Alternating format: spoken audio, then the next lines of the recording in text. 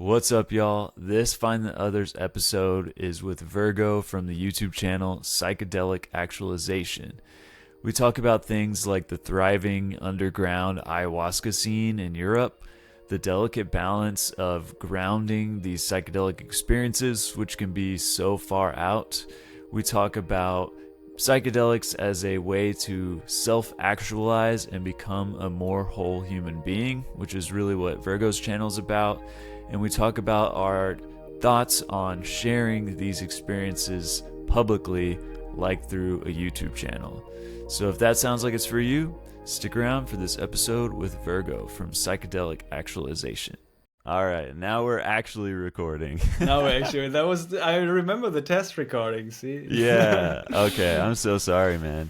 Okay, Yeah. So let's just recap on some of what you were saying. So you were talking about the underground scene in Europe and ayahuasca and how like it's super saturated right now and you're kind of starting to get involved with it.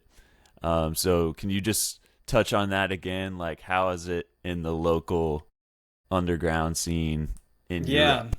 So here in Europe, it's flourishing. There's ayahuasca retreats popping off left and right, especially once you're getting into the scene a little bit and you get into some circles. I just get invited everywhere now, and almost every weekend there's an ayahuasca ceremony going on. The Huni Queen are coming over, other shamans are coming over. People are connecting the tribes, but also just like also new age kind of like facilitators are popping off and are doing their own little circles here and there.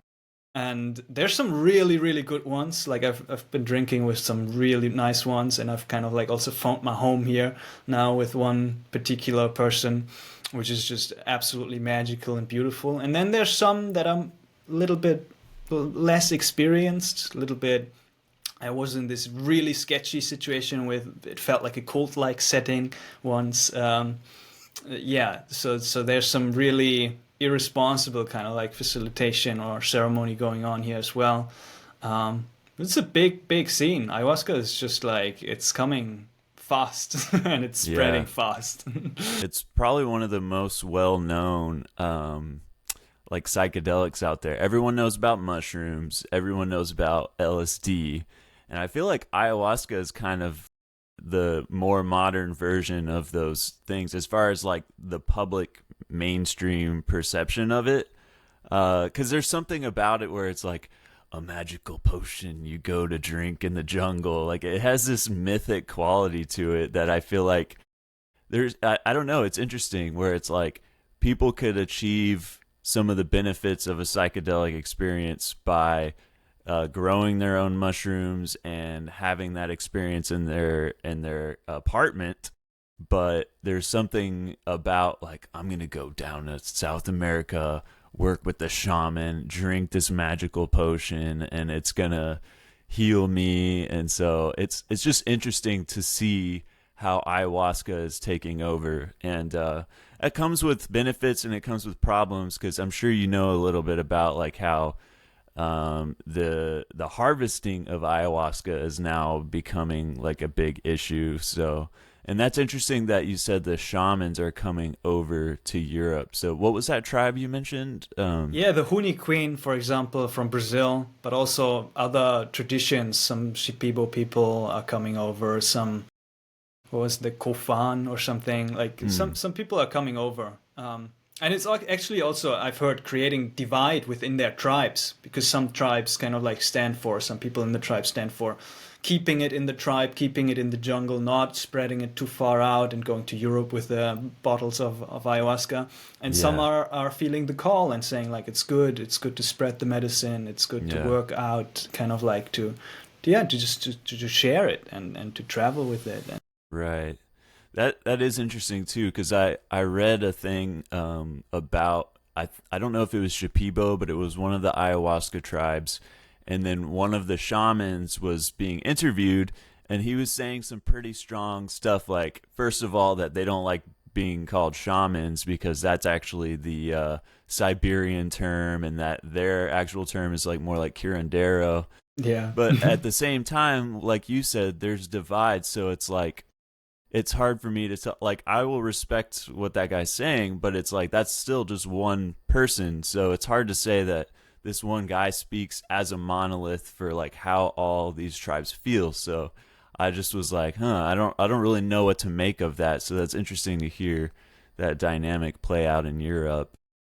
So have you ever gone down to South America? Yeah, I went there once. Yeah, Okay.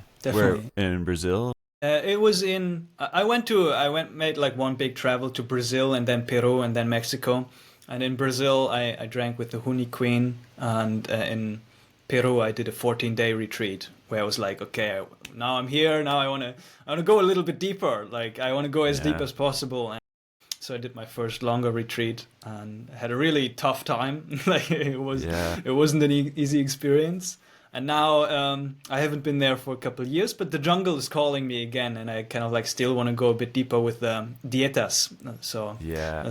the dieting of a plant and then combining that with ayahuasca over a longer period of time of like 3, 4, 5 weeks. Usually it's the kind of like beginner dietas.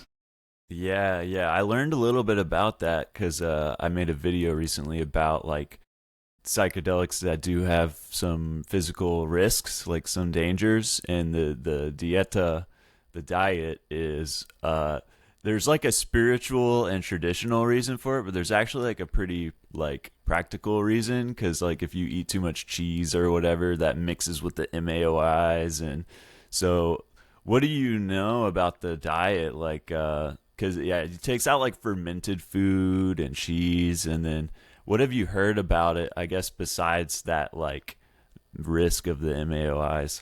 Yeah. Yeah, it's a fascinating topic. Like a couple of years ago, I was creating just for myself and then for my YouTube audience a little workbook called an ayahuasca preparation workbook. And in that workbook, I wanted to kind of like present the dietary restrictions. And so I Mm-hmm. dove deep into the research of like what's actually behind the diet. And Mm-hmm. again, kind of like there's so many different perspectives on it. I'm like, that's strange. Like there's so much variety of what you can eat or cannot eat, and very little consensus on what an actual diet is. And so, but what you said, especially what everybody is coming down to, is really just the foods with that are interacting with MAOI. So Mm-hmm. it's kind of like an alkaloid that, yeah, for example, the cheese or certain other foods, they have a high It's containment tyramine. of that tyramine. Tyramine. Exactly, Yeah. yeah, yeah, and that interacts with MAOI and can get a bit dangerous physically. So with these kinds of like things like pork or red meat, it's and cheese. There's some like real stuff, and then it gets a bit more fuzzy on like, okay, like what is with meat in general, or just like yes. So I like to keep it very simple. My diet, just raw, unprocessed foods, usually lots of fruits and vegetables and plain rice. With the spices, there's some general kind of like, okay, leave out some spices, leave out Yeah. some salt beforehand.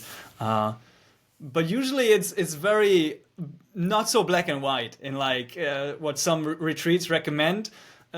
There's actually no scientific reason behind it. There's just Mm-hmm. like a tradition or a belief Right. system behind it. And then with others, they take it more loose. Mm-hmm.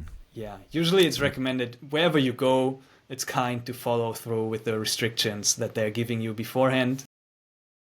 And then, yeah, you're on the safe side.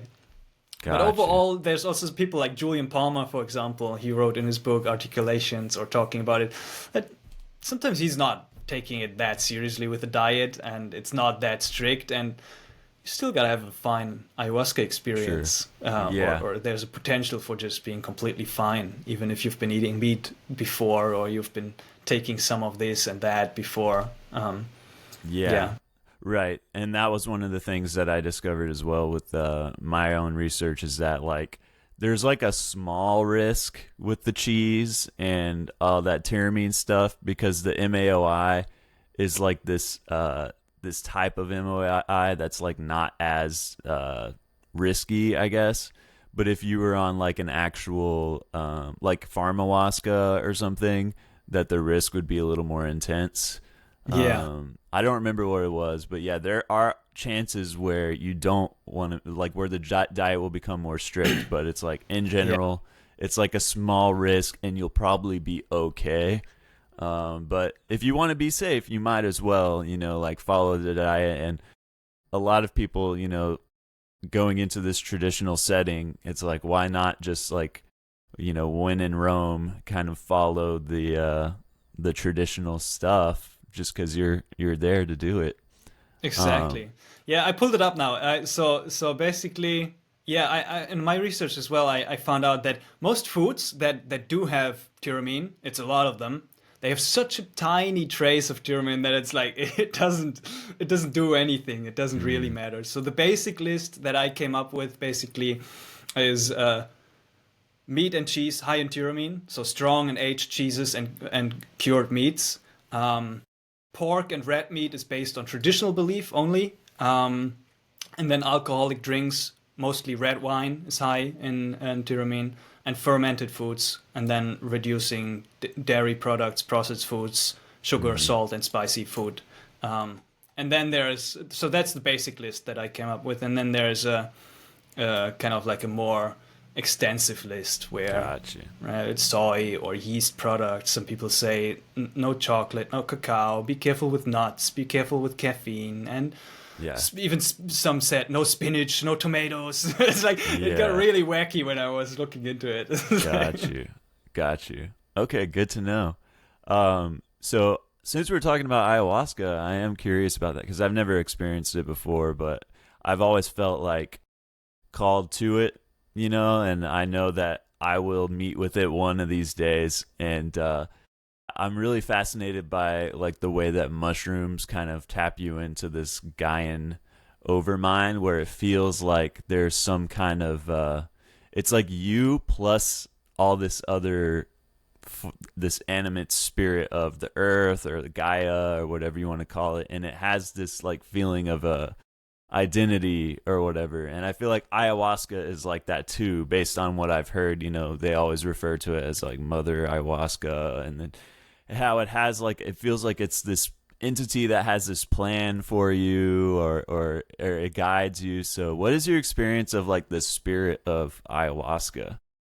Yeah, it's a fascinating topic. Again, there are so many different perspectives, even with the traditional curanderos. Some say it's a feminine spirit, it's Mother Ayahuasca. Other people say it's a neutral spirit, it doesn't really have a gender. It definitely does feel like a spirit, like a specific spirit and guidance that is in that combination of these two plants. Like with the mushrooms as well. Like the mushrooms also feel like an entity for me. And some people even compare, right, the higher dose mushroom experiences to the higher dose ayahuasca experiences with a similar space. Still very distinct and different, but kind of like a similar overall intensity or vibe. Ayahuasca is a special one for me. Like it really is. I've been reflecting on it as I was on the ayahuasca weekend last week. It has taken me to the highest highs and to the lowest lows, like to angelic bliss and deep darkness and challenge and suffering. For me, the spirit of ayahuasca, it feels like a spirit of love. Always love. It always comes back to love. It's a very loving spirit, but sometimes it can feel like tough love as well.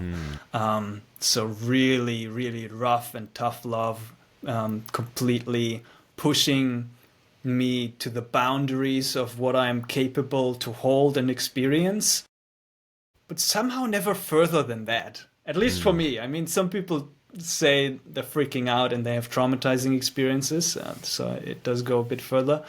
But for me, it's been always just to the degree of intensity that I can actually hold.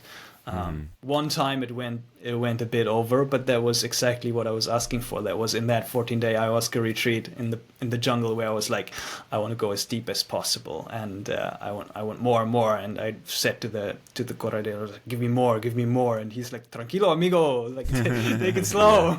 Yeah. And then on the 7th night, 8 nights of drinking, it was in these 14 days, it completely destroyed me and humbled me, and Yeah,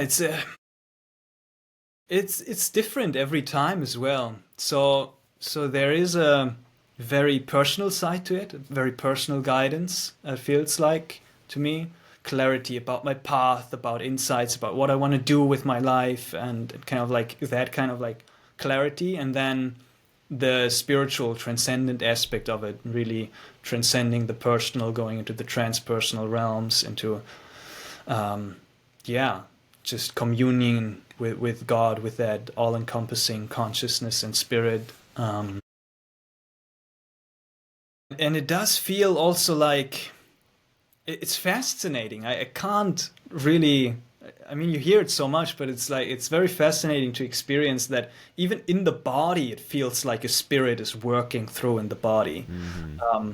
So sometimes, yeah, when I drink the cup, I can really feel it going through my stomach, and then over the Yeah. ceremony, sometimes it pulls like different things together, and I can feel it literally working in the body. I don't know what it's doing, but it's Yeah.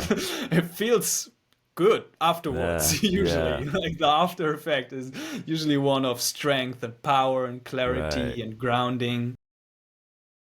So it does feel physically, mentally, emotionally, and spiritually healing to a degree. Right. Right. Yeah. That's awesome, man.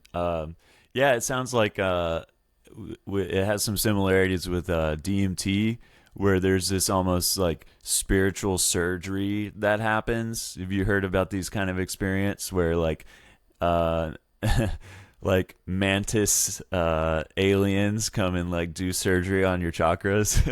Yeah. Have you ever I had an have experience like that? yeah, I have very little entities. You know, Okay. all my experiences, mushrooms, ayahuasca, and DMT, I have very little entity encounter, and also very little visual experiences, I'll have to Okay. say. So that's quite unique thing. I know of some people who do have that as well. Um, but sometimes I do. So it's more on the feeling side. I feel entities more than I see them. Um, yeah, so I haven't had too many encounters with all the specific archetypes of Gotcha. mantis and this and Yeah. that. Yeah. Yeah. I did have one Changa experience where there was a surgery happening Mm. with these were like classic aliens, I would say, as you know them from the movies, where it's like just like operating something on the brain, which was a particular low dose even. I was like on a Mm. playground somewhere in my hometown, and it's like just a tiny dose of changa, and then I smoked this little bit of changa, and it was like completely took me out into this surgery experience. Um, Otherwise, very little entities for me. Yeah. Very little surgery.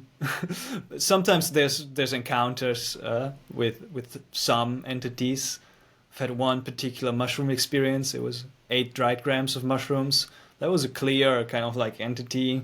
Not a nice one. Like yeah, it was a very dark entity. Kind of like demonstrated its power and made me paralyzed. I couldn't move for a couple hours. Um, and then with the DMT, there's sometimes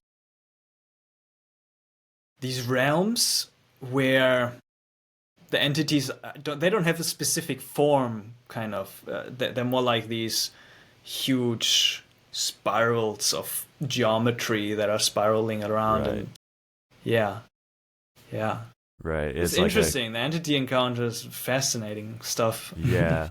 And I'm glad that you brought up that it's like it's not that common for you because I think it is definitely like based on the individual's their own mind, right? So I'm so fascinated to see what we learn like in our lifetime about what the heck is going on with all of this stuff. Like cuz I'm I'm someone who's like kind of 50-50 on the spectrum of like stuff has a scientific explanation, but on the other hand, I'm like, there's weird stuff that science does not have an answer for, like Kundalini experience, which was like a big formative experience for me, which I can tell you about that later. Please, yeah, I'm Um, curious. Mm. yeah. Well, I might as well tell you right now then. So, okay. Uh, and this is the reason why I'm like so passionate about the subject, started the channel and everything. So I was 18 years old and took some LSD. I took 2 hits. And this was like my 3rd trip. So I was still relatively new to the game. And I didn't know anything about best practices, like set and setting. We were just in the suburbs and here in Texas, and just like taking it at like 10 p.m. at night, like not even ready for this like full ride that we were about to go on. And so this was the strongest dose I had by far at this point, and it came on so strong that I was like, whoa, like I felt like I need to sit down. I was like, I feel like really weird, guys. And I had one other friend who was tripping with me. He actually took 3 hits, so he was off, like he couldn't help me. And then we had a good friend of mine who plays in my band. He was trip sitting us, which was like a blessing in disguise. So and he has had some psychedelic experiences, so he knows what we're going through, which is also crucial. And so I feel like I'm starting to feel like I'm dying, right? And this was really scary to me because I didn't know about ego death, ego dissolution. I was just like, well, shit, I'm dying, like this is it. And you don't have time to really process how you're feeling. You're just feeling it. And now that I think about it, the fact that I was sitting down was actually the beginning of this Kundalini experience. I think this is just kind of a speculation, but it might have been like I was forcing myself to ground. Like I had to go sit on the ground, connect to the earth. And that was actually the beginning of this experience. So I feel like I'm dying. And I tell my friend, like, hey, man, I don't remember exactly how I described it, but I let him know that I was feeling like real weird and like not good. I was scared, basically. And so he comes over to me and he holds my hand like as if I was actually on my deathbed, like the way that you would go hold the hand of a loved one if they were dying. And that act of presence and compassion just like flipped some kind of switch for the trip. And like from that moment on, it became a very beautiful, profound experience where it was like that compassion just opened me up to this like world of like love and beauty. And then I started to fully trip, by the way. This was all as I'm coming up. And then this moment, I just started to see these like white arcs of light going like on the ground, kind of like just these little arcs, going from point to point on the ground. They're like white, pure white light. Like if you've ever seen the Alex Gray painting where it's the sacred mirrors and then it goes into the one where it's just like pure white light. Do you know which one I'm talking about? Yeah. Mm-hmm. It looked just like that, but like on the ground. And then at these nexus points where the like arcs of light would meet, I saw this like still to this day the most beautiful vision I've ever had. It was like a 3D neon green pattern. It was kind of like the sacred language. Like it looked like Sanskrit or Arabic, Hebrew, some kind of like sacred divine language, but it was 3-dimensional and it was like 3 feet tall. So like 1 meter off the ground. And it was this 3-dimensional neon like pattern, and it looked so complete. It looked so like a perfect form. It was symmetrical, so it looked like language, but it also looked like art or like a sculpture or like math or geometry. It was like everything put into one thing. But it wasn't just that this beautiful thing was there. It was like I felt an imminence of love, and I had this intuition that whatever I was looking at was like this cosmic love at the heart of the universe, which a lot of people on psychedelic experiences report this kind of feeling where it's like love is this huge central theme of our existence. And I had the sense that like it was like profoundly important where this love energy was actually the thing like holding the universe together. It was like, I call it the love glue of the universe. Whereas like that's actually what's holding this thing together right now. And so that from that point on, the trip was like just super euphoric, beautiful. So we go sit in the car, and we put on this Tame Impala album, the first album, Inner Speaker, which is a very psychedelic album, by the way. And we started smoking weed like we did, which was like a routine for us. We would just go sit in the car, and like here in America, it's very, very car dependent. So it's like a car is like your safe little bubble, you know? Yeah. It's like having your own room with wheels on it.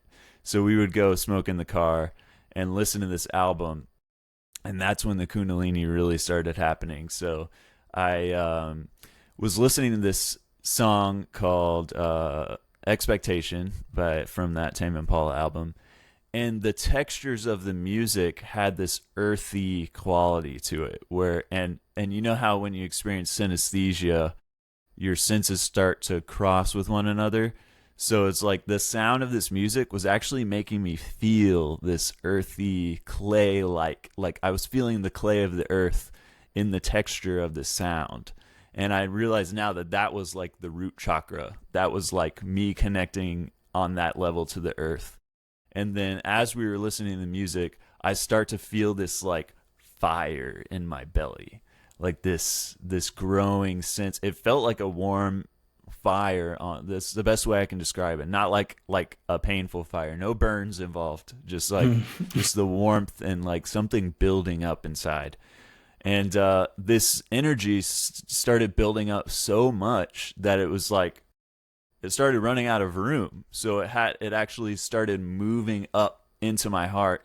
And then that's where shit really went cosmic. Like if it wasn't already cosmic enough, that when it hit the heart chakra, which is what I would now call it, it really went like, that was just kind of like, that was, because, you know, the Kundalini needs to go all the way up, but I feel like that was kind of the border, I guess, of it like going into this true celestial realm.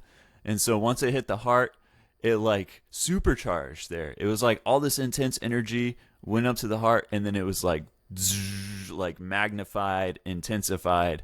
And then I felt this just profound sense of love, like the most intense euphoric love I've ever felt in my life. You know, like I'm sure you've had experiences like that too. So it was just like, and this was my first time, and I didn't even know something like this was possible. I was like, what the hell is going on? But I was just in this flow, you know, this flow state of this visionary experience. And so this energy kept charging up, and then I start feeling this like serpentine wiggle in my spine.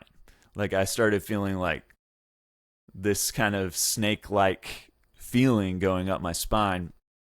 And this energy that was in my heart continued to grow. Like it just kept getting bigger and bigger and bigger and more intense.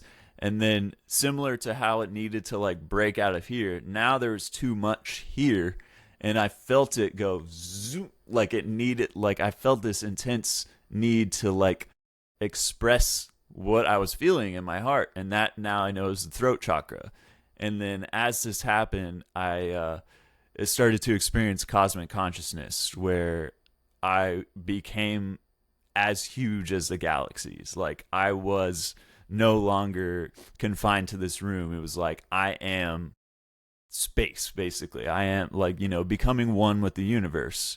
But like I actually had like a physical sense of the scale of that, where it's like that infinite size and that deep time of evolution. And there was more to it, but that was the actual like Kundalini awakening experience. And ever since then, yeah, I've practiced like Kundalini meditation, and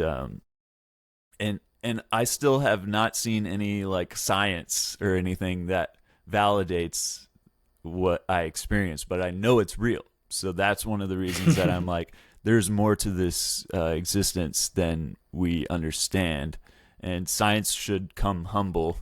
We should also come humble too, but science doesn't have the answers for everything yet. And even Dennis McKenna would say that as a scientist. He's like, it's kind of the best we got, but it's not an answer for everything, at least yet. Yeah, So, yeah, we're getting there with the quantum physics and all that kind of like wiggly consciousness stuff. Yeah. It's still kind of like a hard thing, but it feels like slowly science is opening up to this mystery a bit more. And then we have the whole kind of like Eastern traditions, the system of the different traditions of yoga, which are in and of themselves almost something like a science, right? It feels like, and people kind of like mapping out these experiences, saying like, this is what's happening here, this is what's happening there. Yeah. Powerful. Thanks for sharing. Yeah. Yeah, thanks for listening, man. Yeah, like a science of the soul. And you bring up a good point too, that it's like, I use this language of Kundalini because it's like the Hindu spiritual people of the past had mapped this out and given it names.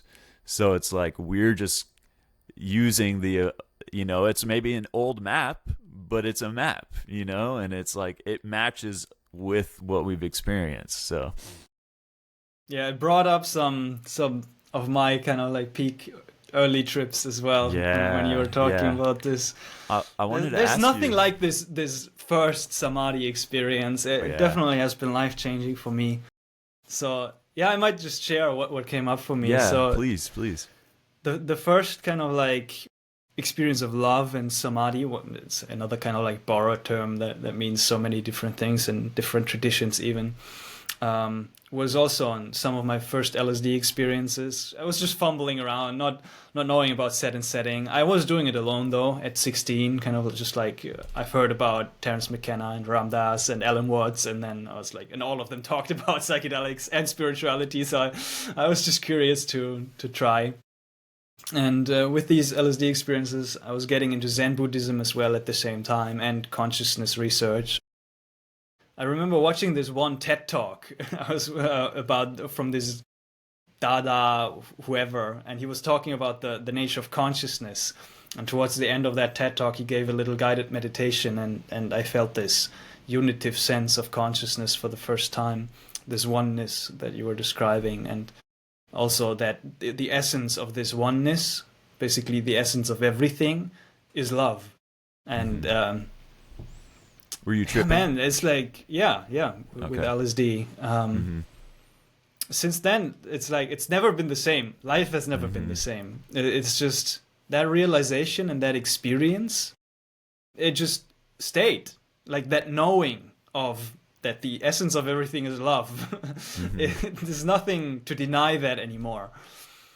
So that's been a huge shift for me.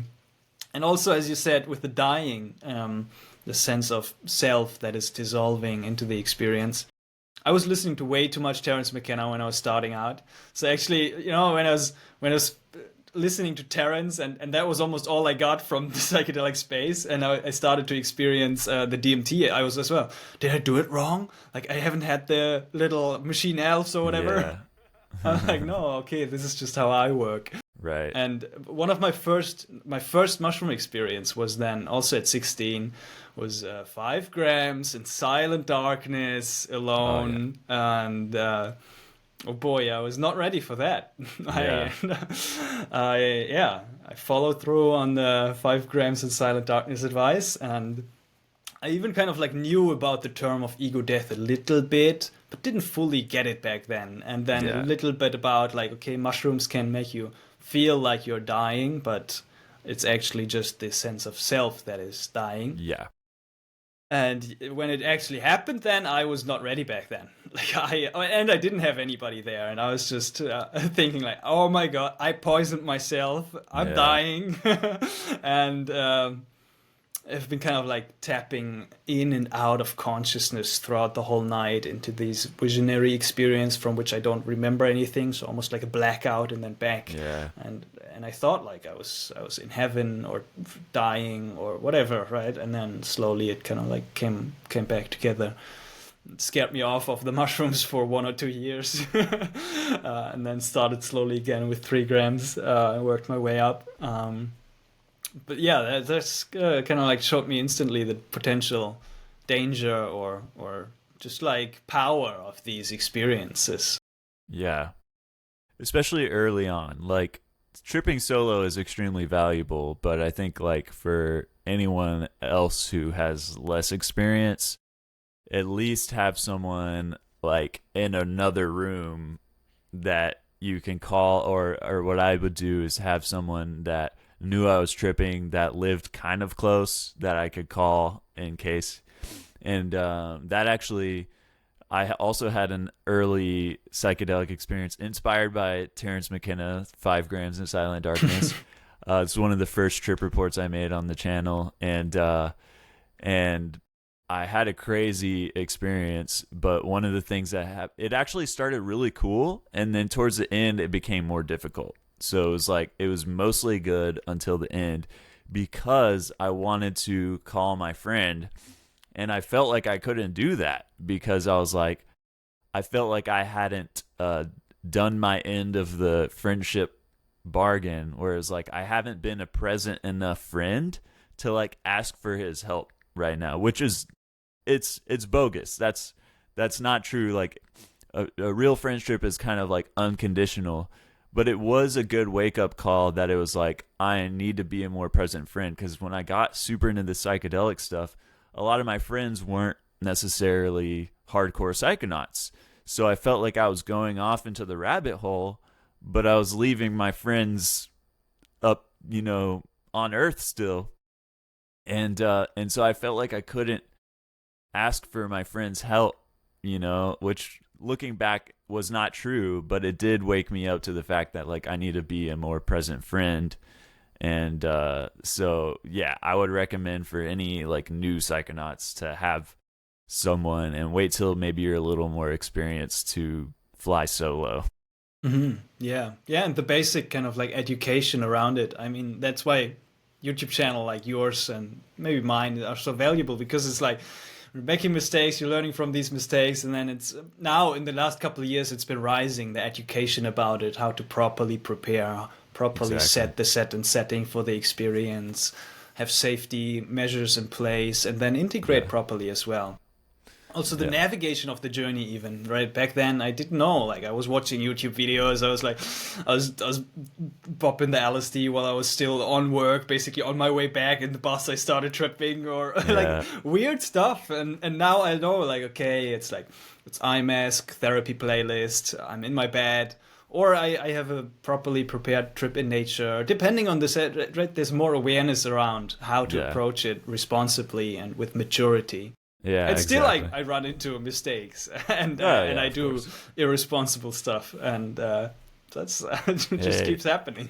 Yeah, that's honest, man. And I appreciate that. And that's so important that you brought that up, because it's like that is a big motivation for like starting the channel, is to be the thing that we didn't have when we were starting out. Like I'm sure people are still going to do reckless stuff, and even us more experienced psychonauts are going to make mistakes, but it's like even hearing one good piece of advice could like totally change the course of somebody like having a really bad experience and then turning them off from the healing potentially of psychedelics because they just had a bad encounter because they didn't know about set and setting. So it's like if we can avoid one casualty, then that's a victory, like even one. It makes it worth it. Absolutely. And it's such a joy to share as well. It's been such an integral part of my journey. It's such a beauty for myself, even just to document. I have this video log of trip reports almost, not just in the journal and writing it down, but seeing myself talk about my past experiences. Sometimes I go back and I watch some videos and I'm like, and I still piece together some insights, and I still integrate them further as I remind myself of the lessons that I've been through and have experienced. Yeah, dude, you're so right, man. Yeah, I find that first of all, even without the videos, you can integrate trips like years on in advance where, like you said, something finally clicks and you're like, oh, like that's what that was. Or like you see it in the context of your life and it just makes more sense. But you bring up a great other point, which is like that making the videos is like a deep integration, because you have to recall everything and go through all the lessons again, and somehow just like putting that down and then saying it out loud just cements it even further, where it may have been this like fuzzy nebulous thing in your head and now it's concrete. And Yeah, exactly. And even I've been playing around on my channel with live trips. These have been doing really well. YouTube doesn't like them too much, but that's an interesting thing as well, to record myself during the trip. It puts a different layer onto it. So I do have a lot of experiences without the camera as well, because it does distract to a certain degree. But I've been kind of like able to just go inwards, but then instantly in the trip, when something really important is coming up, sometimes I express it into the camera and have it directly captured during the experience, and not just wait till after I'm coming down. Right. Which is a balancing point. It does pull me out of the experience to sometimes, but sometimes it doesn't. So that's an interesting kind of like practice as well, to record during the experience. Right. Some people feel uncomfortable with that. I've been talking to some people. It's like, it's weird, but you know, I've been working with this camera since I was, I don't know, 10 or something. It's fully kind of like natural for me to be in front of the camera. It's up to because it's up to whoever the individual is. Personally, it's not for me. But what I do is I'll record the audio.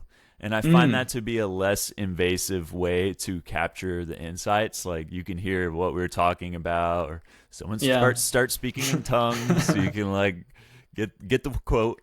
So that's usually what I do. And like, I personally, the recording a video of myself tripping, not for me. Sometimes I'll take a picture if something silly is happening. Like, there's this one of my last big mushroom trips, I had Adam Psych Substance, right, biggest YouTube channel of psychedelics. He sells these like hooded blankets, and they're like really soft inside, and they're covered in like psychedelic mushrooms. So I bought one of those, and I'll wear it when I'm tripping, although it's kind of uncomfortable because where I'm from in Houston, Texas, it's really like hot and humid the whole time. It's like there's only like 10 days out of the year that you would wear a blanket like that. But anyway, I was wearing this and tripping on mushrooms, and we were listening to a song that was using like xylophone or something, like do do do do, and I was looking at this glass of water, and it looked like the sound of a glass of water. Like, I was making this far-reaching connection of like, this xylophone sounds like the inside of this glass of water. And so there's I was joking with my friend that I was tripping with. I was like, oh, like, let's take a picture, and I'll be listening to the inside of this glass, and I'll say like that I found the secret of the universe. So it's like, it's a picture of me next to this lamp. I'm listening to the inside of the glass, and I have like a bong in my other hand. I'm like, so it's like, that's about as far as I'll go as far as like visually capturing the trip. But it's everyone has the freedom to do what they want. Personally, it's not for me. But I do like to record the audio. Yeah, it is such a personal thing. I mean, the every psychedelic experience is such a personal thing, and then how you take that forward in your life as well is such a personal thing as well. Which I find really interesting regarding the integration part, right? How do you take this into your life? How do you communicate with the people in your life around your psychedelic experience? How much do you share? How much do you hold back? It's a very delicate kind of like balancing act to navigate life in this culture, in this society. With having had so many psychedelic experiences, and these great revelations or insights. I wanted to ask you about that. Like, I'm curious about how you like started your channel. What inspired you to do that? It sounds like you've been doing stuff with video like way back when you were younger. So tell me about how that started for you. I've been doing YouTube since I was a child, basically, with my best friend back then.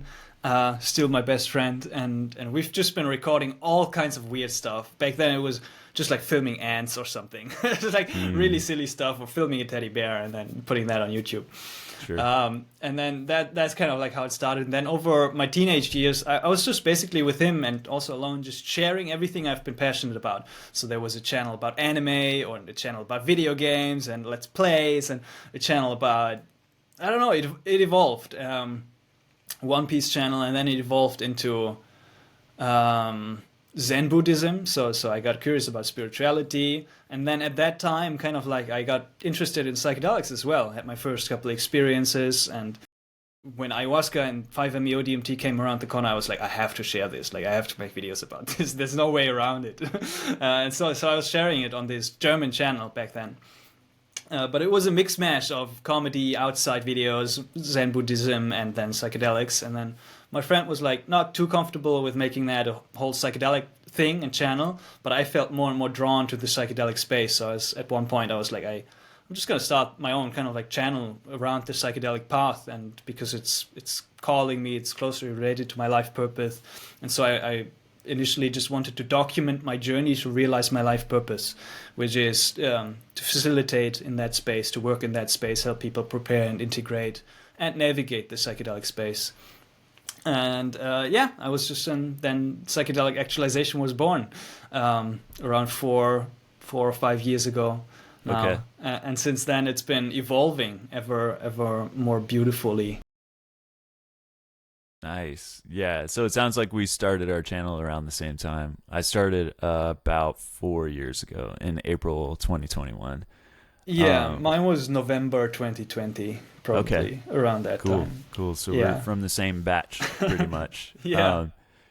So your channel name, Psychedelic Actualization, is a really interesting kind of lane to be in, because it's kind of like it kind of hints at the self-improvement element of psychedelics and how they can be used to actualize, to make yourself a more whole human being, or make yourself like kind of the real. Another word for actualize is like to realize yourself, kind of.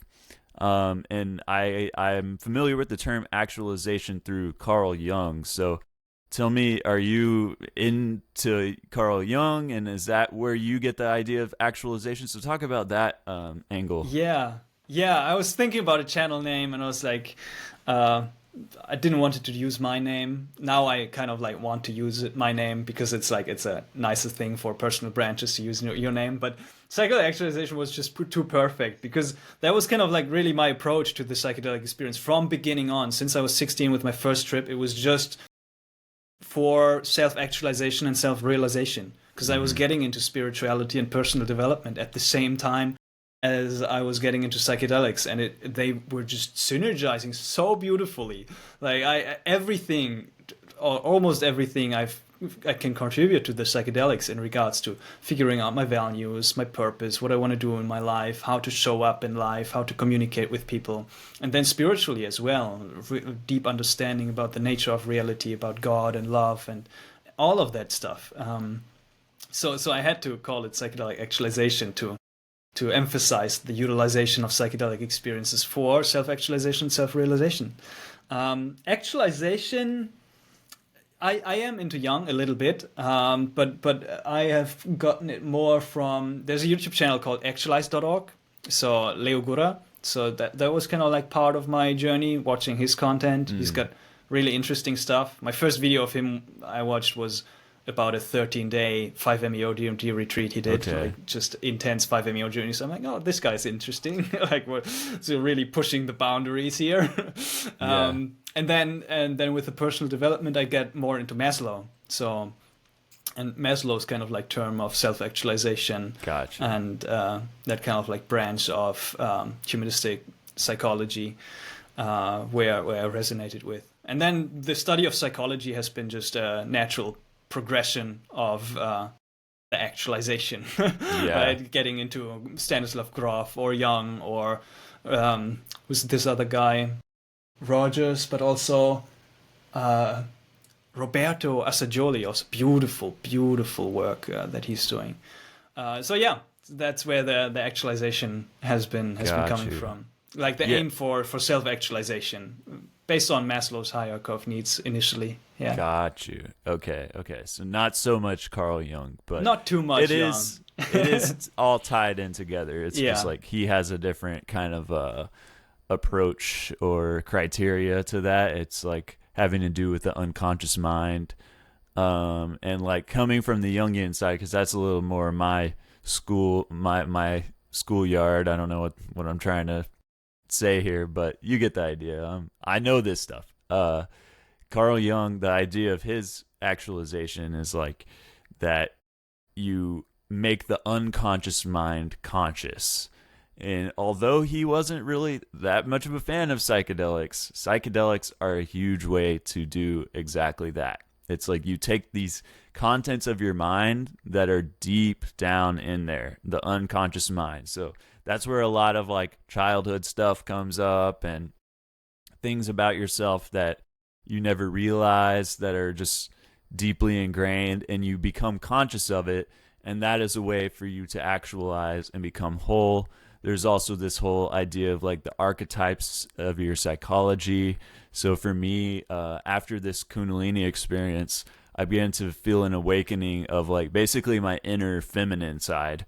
And growing up, you're taught to like just stuff anything that's like quote unquote girly down, which I've now come to understand that a lot of these qualities that we consider feminine or whatever are just human qualities, that it's just like become known for a certain gender versus the other, but it's actually just a human quality, like compassion or nurturing, where it's like, yeah, maybe women are like more on that side of the spectrum, but it's not like exclusively a woman thing. And so going back to the actualization, it's like making that side of yourself known and integrating it is like how you become a more whole human being.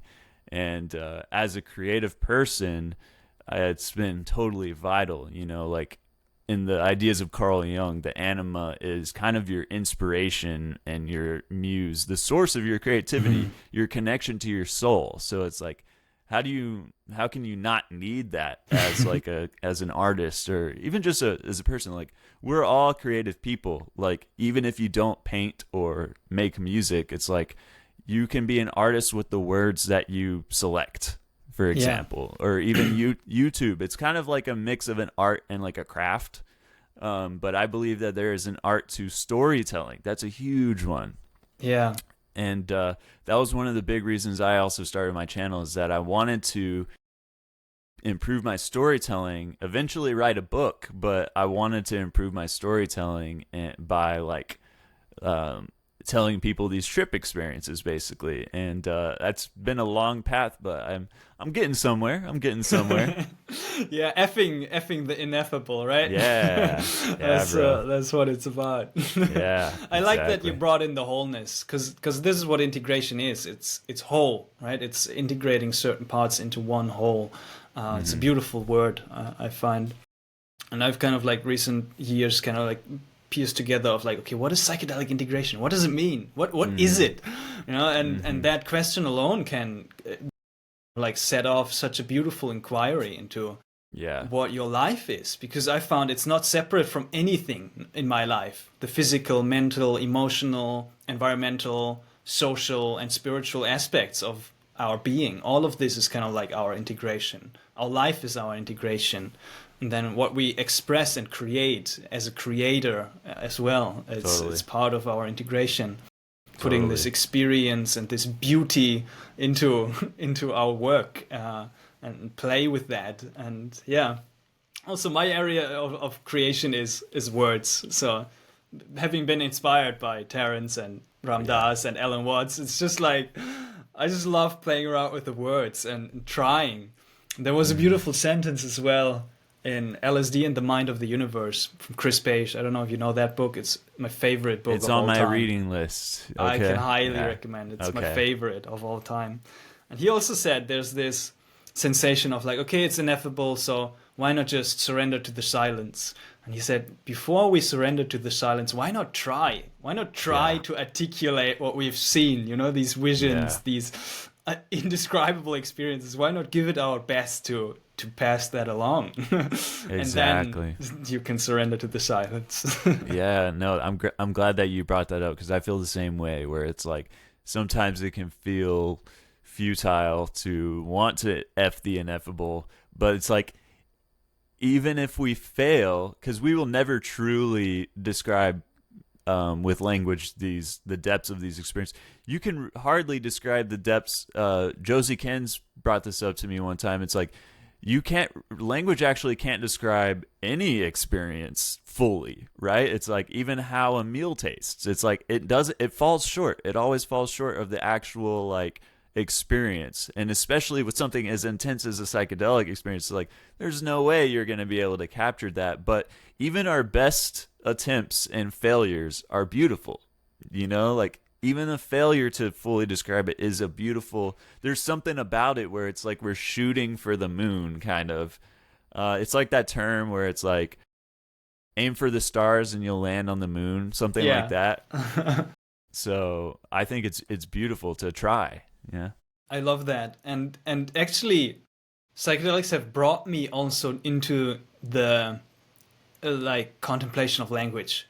It's been a huge one for me recently. Like as you said, nature in and of itself is dualistic, but for me it feels like this is what the experiences are showing me, that is the inherent non-dual nature of reality and of truth and of consciousness.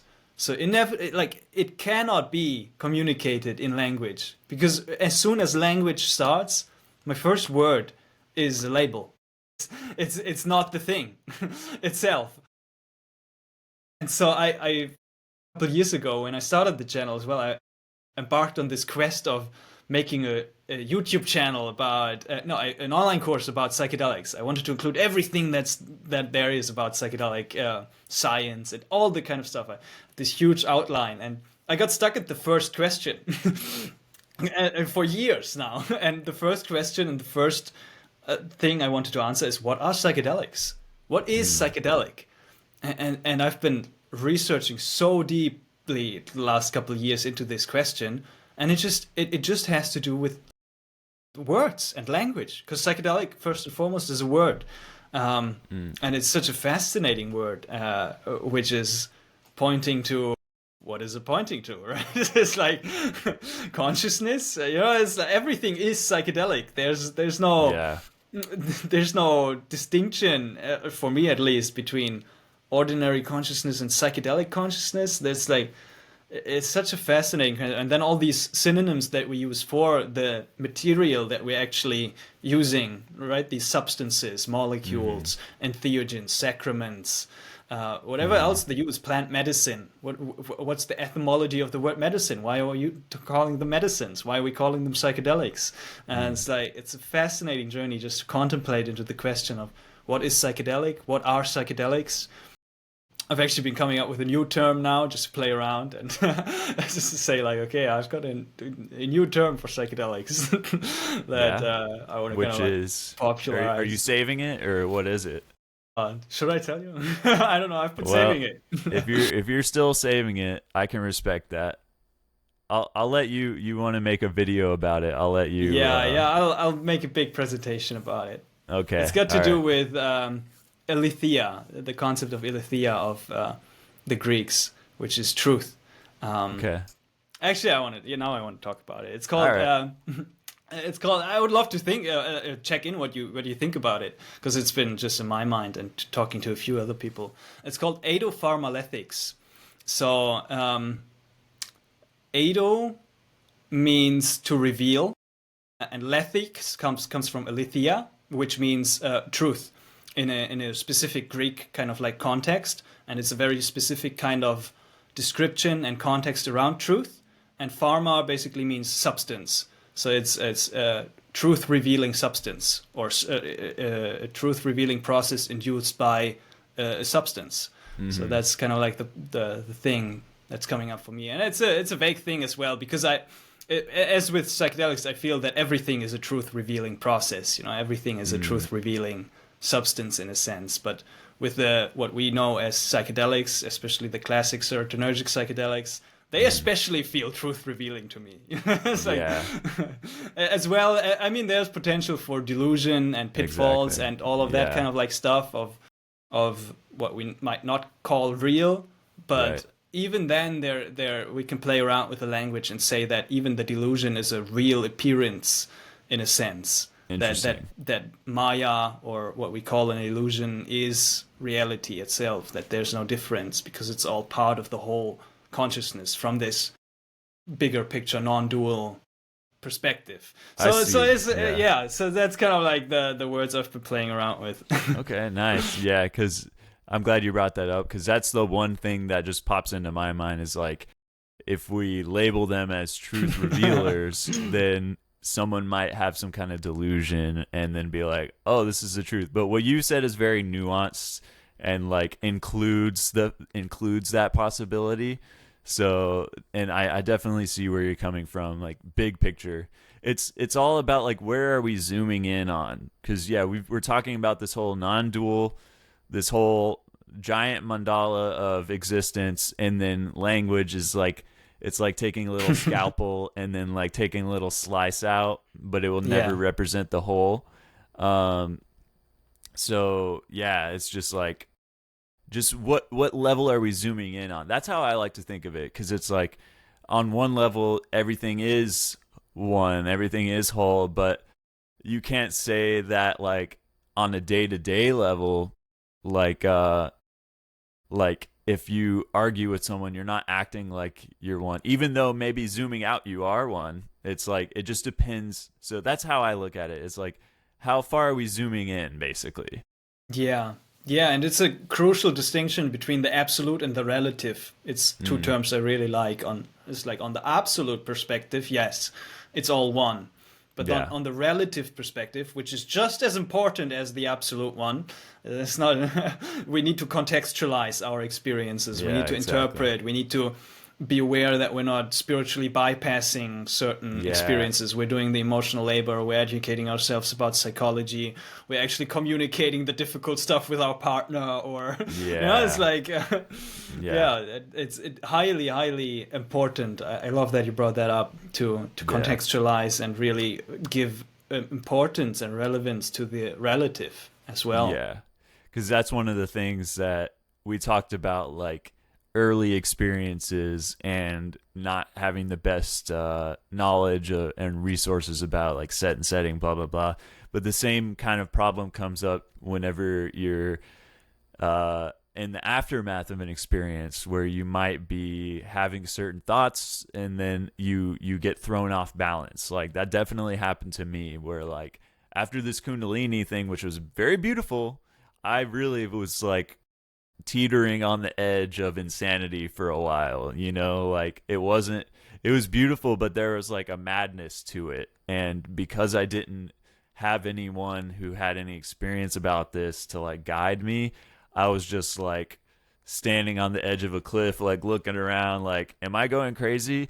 And it was actually seeing Alex Gray's art that depicts the chakras that actually kind of brought me back down a little bit. I was like, oh, wait, like Mm. that's the thing I saw. Like maybe I'm not crazy because like chakras, Kundalini. This wasn't some idea, and I forgot to mention this. This wasn't an idea that I like went into the trip knowing about. It just happened to me spontaneously, and then I found out what it's called. So that's another reason why I believe that it's a real thing that is true because it's like I had zero knowledge of it because there's projection is a real thing where it's like you might have an idea of something and manifestation and intention is super powerful. If you go into a trip saying I want to like focus on this, a lot of the times it'll happen. And sometimes that's good, sometimes that's like can be misleading or whatever. But all this to say like people who have experiences uh often can lack this kind of nuance that me and you were talking about. Like the spiritual bypassing is a big thing, and getting a little too delusional.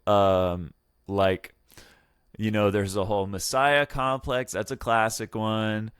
Yeah. And there's like weird stuff that can happen too, like I feel like it's like a lack of grounding, basically, where you're all up in this abstract territory, but you're not centered on the ground. And that was at least the problem for me. I was like total space cadet. I still am, but like I was just like had zero tether to the earth. Yeah. And that's actually connecting to the Carl Jung had a similar kind of journey where he said his actualization was basically coming down from this like cosmic level to realize that you are the clay of the earth. So it's almost like a reverse tree where instead of going up and out, you're just like finally coming back down to realize that you are like the clay of the earth, and to ground yourself. And so I think that putting the information out there that's like nuanced and has all of this perspective is super helpful for people who might be in the early days of their experience and not know how to distinguish anything, you know, like you have the one hand where it's like, oh, all is one, so I'm gonna do that's the spiritual bypassing, right? Where it's like, oh, so this doesn't matter, and there's a lot of weird like spiritual ego that can come where like the normal ego gets replaced by the spiritual ego. Yeah, you're like, that's now a real I'm better thing. than anybody else because Yes. I've had these deep realizations and insights. Yeah. And it's this Right, twisted where I'm ego like, inflation. Mhm. Yes, dude, that's a real thing where I'd be like, why aren't my friends being present? You know, like, oh, they're so unpresent right now. Like I'm so in the eternal now and they're not. And it's like, that's not it. That's not it. Yeah. So it takes time to kind of get there, but I feel like it could be sped along with people that have slightly more experience just sharing that information. So that's why I love the YouTube stuff. I love it. And also, it's what I've been getting actually more and more passionate about. It's to display and talk about the dangers and the pitfalls of the psychedelic path. Because I feel we're in this phase, you know, of the cultural kind of like shift happening from the old prohibition and like all that 60s kind of stuff, you know. It's like psychedelics are bad, they're horrible, and now there's this huge pendulum swing happening. Some are still in this old paradigm, but this new paradigm is opening up psychedelic research, and they're healing, and almost like a magic pill, you know. It's like you're just gotta go and you have these deep realizations, you have the healing in the jungle, you have MDMA therapy. It's like, and that's all good and beautiful to kind of like make this paradigm shift happening. But I really want to be aware that we're not swinging too far into this positive pendulum of saying like psychedelics are all love and light, they're all beautiful, they're all healing. Because in my experience, they're not. There's disturbing stuff. There's stuff that I feel like most people are not ready for. That I'm sometimes not even ready for. Where I'm like, whoa, this was just too crazy. And like, I don't know if I want to continue on this psychonautic journey. And then after a couple of days, I'm like, okay, I want to continue on. But it's like just recognizing the depth, the infinite depth of the potential of what we can experience in the blissful angelic realms, but also in the twisted, mind-bending, traumatizing space. Yeah. And also the very real dangers, not just the psychological dangers of ego inflation and the pitfalls of spiritual bypassing and so on and so forth. But actually, right, also the very real physical dangers. There's literal physical dangers or after effects and consequences that we can encounter, which might be related to the spiritual in a sense, but which can be really rough and hard to navigate. I've been sitting on and experiencing a tinnitus for about almost 2 years now, since I've gone also through a similar kind of like spiritual emergency, Kundalini energy awakening. I wouldn't call it that, more like psycho-spiritual crisis. So after some intense 5-MeO DMT experiences. And that really shattered the whole of my reality. For like 3 to 4 months, I wasn't coming down. I was in a state of being completely terrified, fearful, because I've blasted my sense of self so completely that it didn't return. And that was terrifying. And I lost the stability of consciousness that we have with our ordinary sense of self. And there's just like recognizing that this can happen, you know, and then taking responsibility for the consequences of your actions. But I could have never anticipated the depth of this journey when I was just starting out. And Totally. I still feel like after hundreds of experiences, I'm at the very beginning of this infinity. I mean, it's an infinity, so it's a paradox to talk about it, beginning and end. but I still feel like there's lots more to come. Like I'm just tapping my toes into the water right here with my couple experiences. Yeah, no, totally. I'm glad that I feel very much the same way about all of that.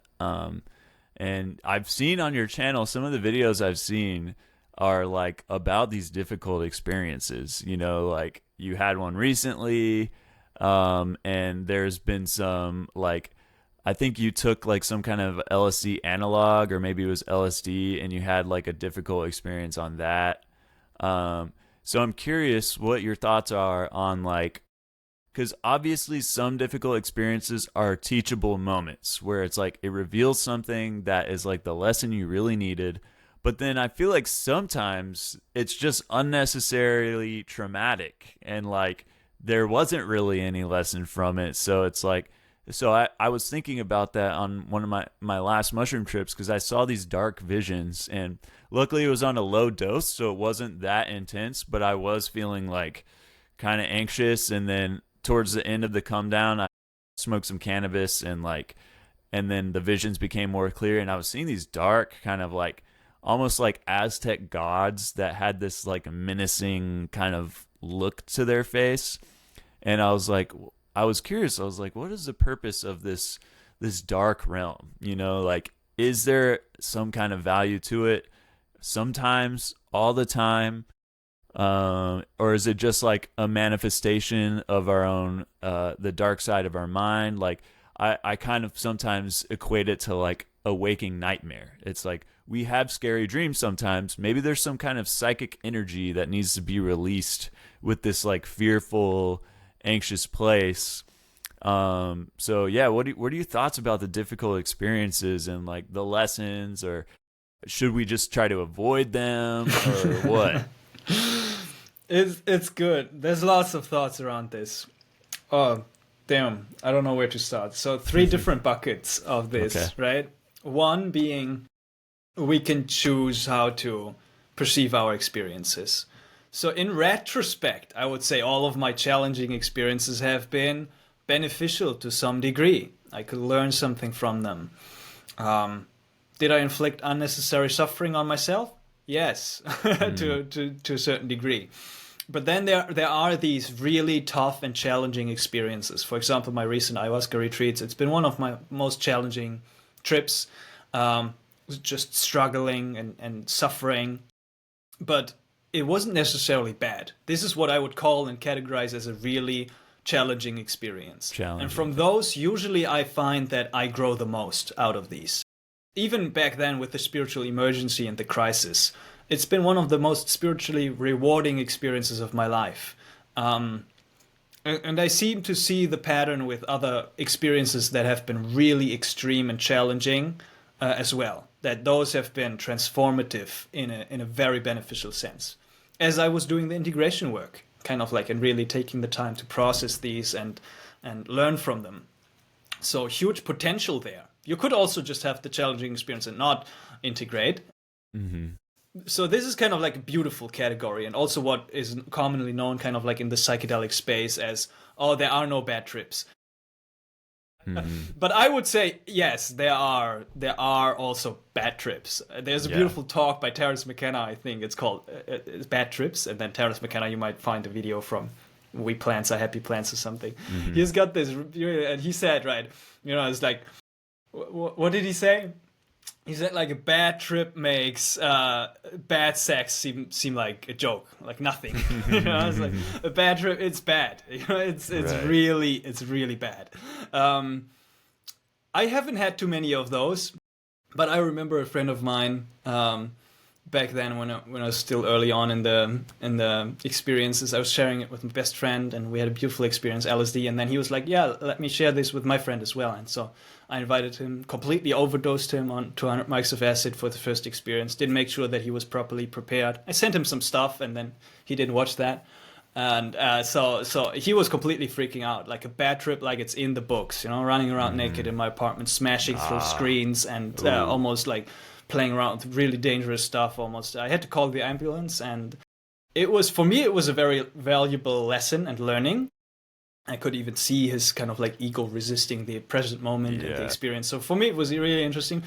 I guess for him, it was a bad experience. You know, he didn't, as far as I kind of like understand, really learn from that. I'll have to check back in with him, but he moved on. It was like, oh no, that's not for me. And then that was a bad experience. In the frame of his mind. So there's just stupid stuff that can happen. There's just like, I've been in some sketchy situations, just really sketchy situations. For example, I remember like some situations which can play out physically harmful.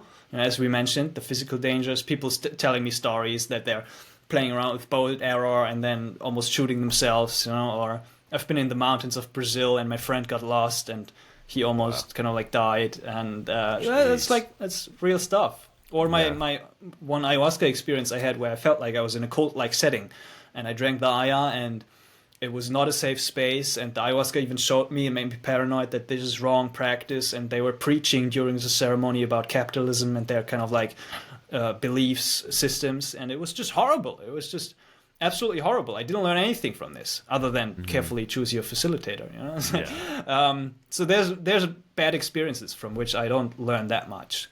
Right. And then regarding the dark stuff and the darker, deeper shadow stuff and the twisted visions that are sometimes confusing and we don't really know what to do with them afterwards, I find those really interesting. So actually, this relates not just to the dark stuff, but also to the beautiful stuff. Recently, in my journeying and in my integration, I've kind of come to the place of realization and insight, which I'll still kind of like, I'm still working on in my mind and taking that forward. The teaching of detachment, basically, from lots of Buddhist kind of like traditions. They say, they really teach the teaching of detaching from any appearance of reality whatsoever. And so I came up with what I call the dance of detached appreciation. Can you still hear me? Yeah, okay. My screen was lagging. The dance of detached appreciation. And I see psychedelic as a training ground for practicing the dance of detached appreciation. So in psychedelic space, what I try to do nowadays is I try to see it as a spiritual practice. And basically I do that by not attaching to any appearance or experience that is unfolding, neither the blissful ones nor the dark ones, but still fully appreciating and loving them unconditionally and fully. And then it gets really interesting because it gets really hard to do that when you see really dark stuff, or you're really in for a loop, or there's also the most angelic, ecstatic, cosmic orgasm experience. Still, staying in that which is beyond the experience and not identifying with that experience, not holding on to that experience. Because inevitably I found on my journeying that if I identify and hold on to these experiences, I'm suffering. I'm not progressing spiritually. I in my mind, it creates judgment as the psychedelic state is better than my ordinary state. It's somehow more real. I prefer to be in this blissful state. And it creates these judgments which are throwing me backwards. So and then I'm attaching to the bliss and like, oh, hopefully when I go into this journey now, there's going to be the infinite love, you know. It's like I want to go back to the infinite love, and I don't like the dark visions. I don't like the dark stuff. I don't like the alien shit or whatever. It's like, no, it's a practice now for me to kind of like embrace it all, appreciate it all, but also detach from it all. So. Yeah. This is kind of like what I've been coming to. And then the psychedelic also, it's not even utilized anymore for me for self-actualization and self-realization, because then the psychedelic experience itself is not a means to an end anymore, but an end in and of itself. Just as meditation, I'm not sitting down to meditate to then be one day enlightened. You know, I'm enjoying the process of sitting. I'm sitting Yeah. and I'm fully present with the experience, whatever, with the boredom, with the joy, with the sadness, with the anger, with the happiness. Let's say all of it. And Hmm. so this is kind of like my take at the moment towards these darker experiences as well, to just see them and appreciate them, not hold on to them, meet them with curiosity, just like, oh, what's this? Oh, Yeah. what's that? And yeah, that's where I'm at the That's moment. great. I love that, man. I appreciate you sharing that because I'm gonna take that. I'm gonna put it in my pocket and remember that because it's one of those things where you hear it and you're like, I've heard this kind of idea before. It resonates as true, but I kind of forgot. You know what I mean? Like that happens a lot, and I always compare it to the idea of meditation, where one of my indirect mentors, I consider a mentor, Eric Davis, he would host these meditation groups, and he would always talk about how like meditation is a constant adjustment. You're never going to be like sitting perfectly straight and now you're good. It's like you're always kind of like, let me find that like kind of balance in my spine. It's a constant adjustment process, and so is all of these other spiritual pursuits. It's like we learn stuff, we forget stuff, we kind of need to be reminded of stuff. And so what you said is very, very valuable to me, and I'm gonna definitely remember that because yeah, that whole detached, like there are moments and trips where you can access that detached self. You know, I think there's some ideas that there's some kind of detached observer that's like our higher self or whatever, and that is like the actual us behind all of the illusions. And there's this detached observer who sees everything that goes on as neutral. You know, it's just an observer. It doesn't, all the like judgment and thought processes are like this other added layer, but at the very heart of it is that uh detached, like non-emotional observer. And Michael Pollan talked about this in his experiences in his How to Change Your Mind book, where he had his ego death experience, where he saw himself as post-it notes that were like scattered into the wind into this canyon.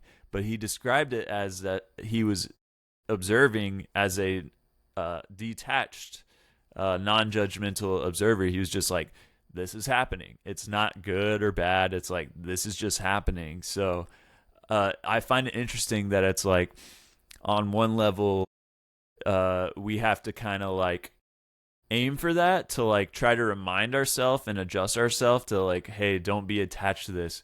But that sometimes it just kind of happens like automatically. Maybe, I don't know if it has to do with the dosage range or if you're just like on a good day or whatever. But you know what I'm trying to say here? It's like, it's interesting that it's like sometimes you can just access that and it's like this mode of operation that is just like this pure correct way, but then other times we need to actually like adjust ourselves to get to that.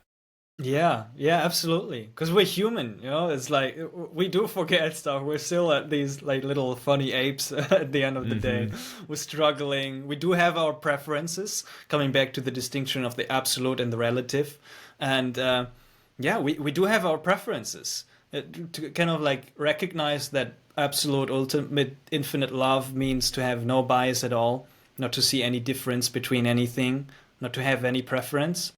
But then as we come back into our complete humanness, I do like to eat good food instead of Mm-hmm. shit.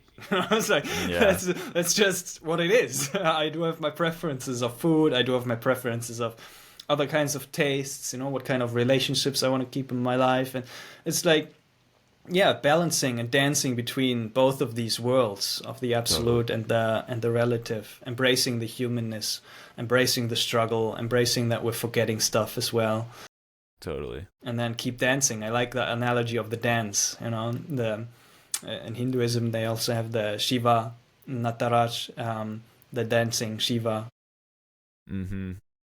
Beautiful analogy for everything that's happening. It's this dance of consciousness that's just Yes. unfolding. And then yeah, Yeah.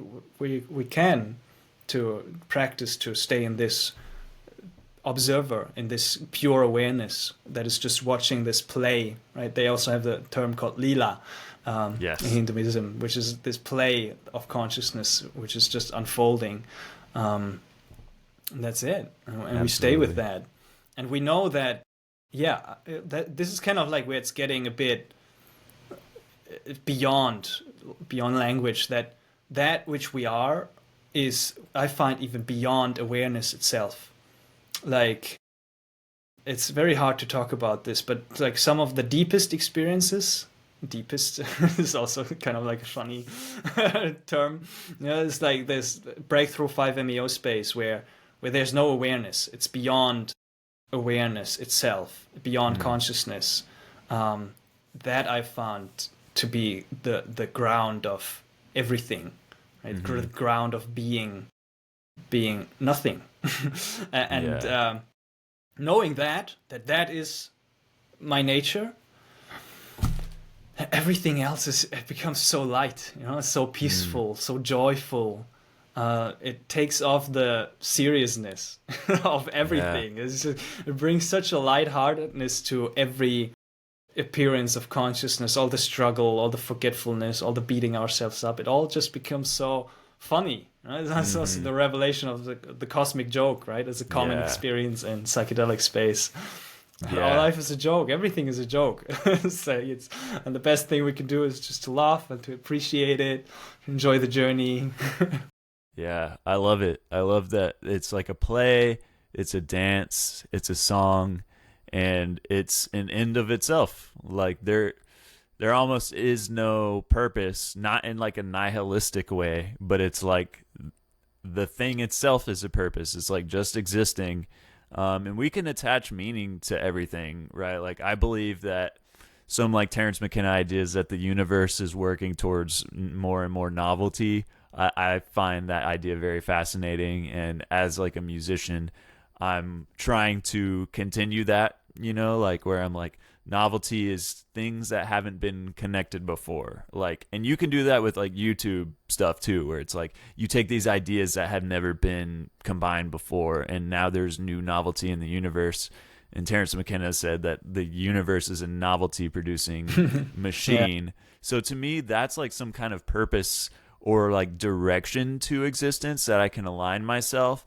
But like we were talking about earlier, just zooming out, maybe none of that stuff matters. But like just depending on what level you're operating in, that can be a thing. And obviously love being the super important thing. And I find that we need that even more like in today's world. Like there's so much cruelty, there's so much like othering of people that we need to find a way to love each other even if we don't get along.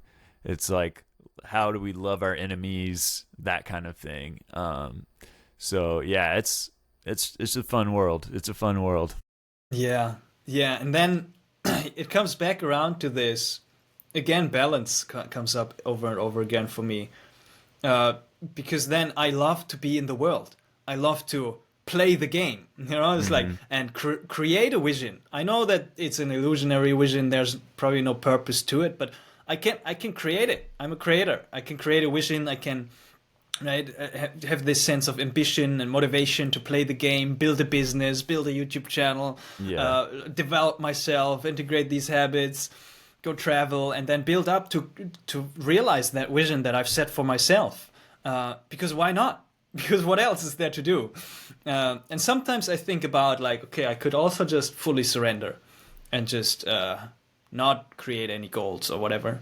But for now, I've been going with the path of having goals. I find goals beautiful, kind of like, as you said, it's a direction almost. Like I have a vision, it's a North Star, and I know that somehow with twists and turns, I'm going to progress towards this vision. And I found it's very fulfilling for me to have that, and it has kept me on track of really just like living in this psychedelic lifestyle, building my own business, doing coaching certifications, building up into facilitation space.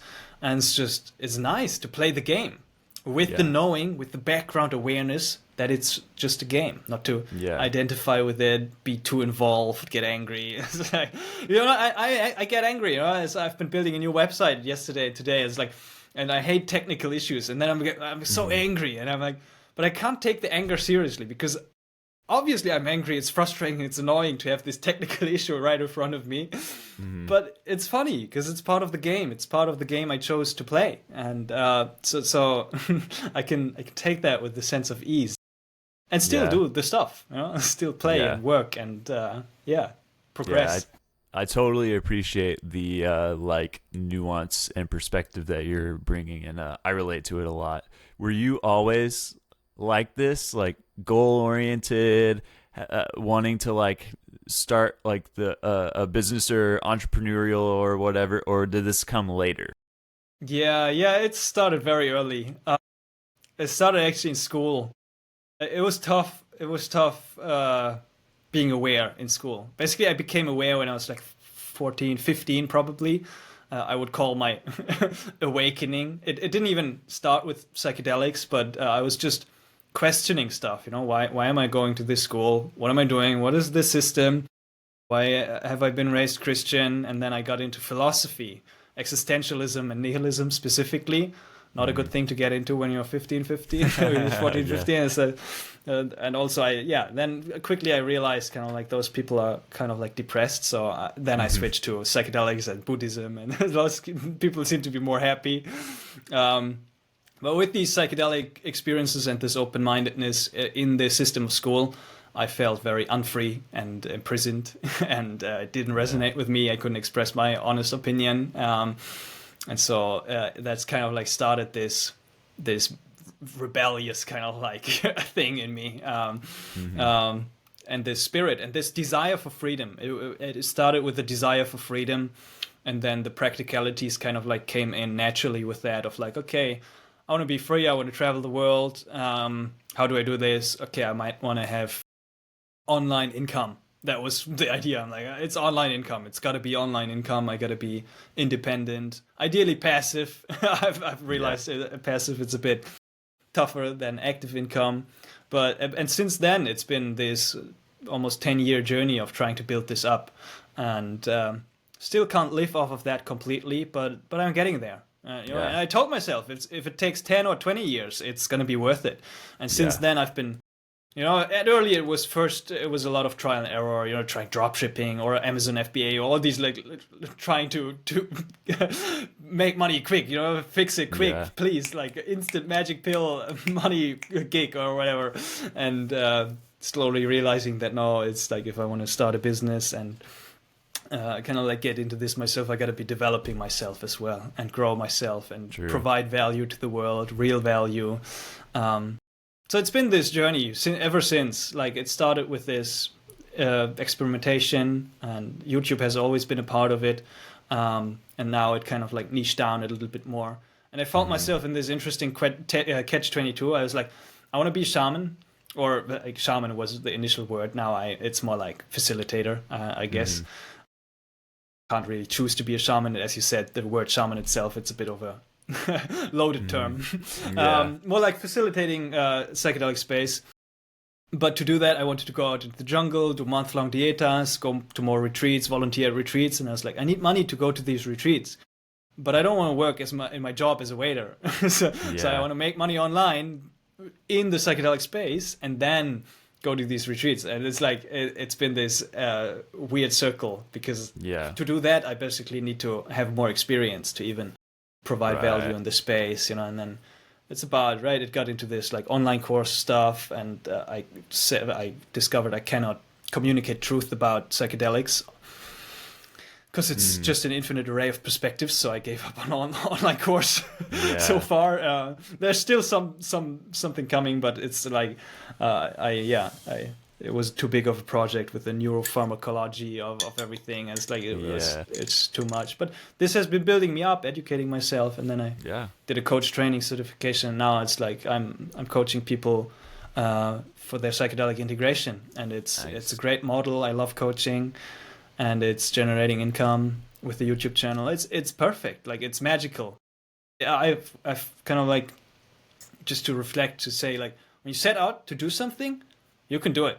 It's like there's no way that you can't do it, and it's been a magical journey. Entrepreneurship and relationships, I think, are the two things that have been growing me the most as a human being, even more than psychedelics. Like the psychedelic experiences are fine and nice and profound, but like setting up a business and being in relationship with a partner, like that's where it gets real, you know? Yeah.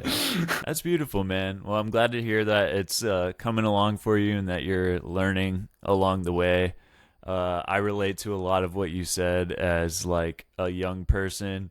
I had the same kind of arc of like growing up Christian and questioning all of that, and then not liking authority and feeling like I was imprisoned in school. You know, maybe a little over dramatic, but when you're young, like it's kind of like they say how like a baby cries when they drop their toy, because to them that's the worst thing that ever happened to them.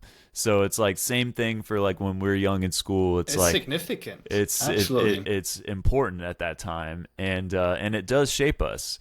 But I think where maybe our paths diverge is that I was always kind of like a messy artistic type, and I was never organized in my life until later.